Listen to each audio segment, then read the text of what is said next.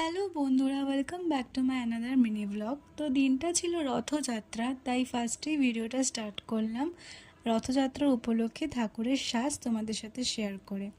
দুপুরে খাওয়া দাওয়ার পরে বিকেলের দিকে মা, আমি, বাবা হঠাৎই ঠিক করলাম যে আজকে ওই ইসকন মন্দির যেটা নিউ টাউনে রয়েছে সেখানে যাব। তো সাডেন প্ল্যান, তাই অ্যাজ ইউজুয়াল একটু লেটও হয়ে গেছিলো। ওই 7টা নাগাদ করে আমরা বাড়ি থেকে বেরালাম। দেন ওখানে যখন পৌঁছাই তখন অলরেডি 8:15-20 বাজে। বাট যেহেতু আজকে রথযাত্রা, তাই ওই সময়ও কত ভিড় ছিল। আর আমরা তো ভাবছিলাম যে আমরাই বোধহয় সবার লাস্টে ঢুকবো, কি ঢুকতে পারবো কি পারবো না। বাট আমাদের ঢোকার পরও কত মানুষ ঢুকছিল, আর আমরা যখন বেরিয়ে যাচ্ছি তখনও আরও মানুষ এসেই চলেছে।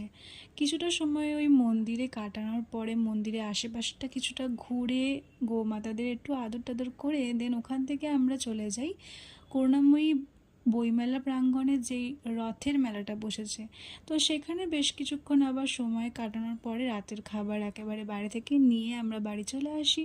তো আজকের ব্লগটা এতটাই ভালো লাগলে অবশ্যই লাইক, কমেন্ট এবং শেয়ার করবে। দেখা হবে আবার নেক্সট কোনো ব্লগে। টাটা।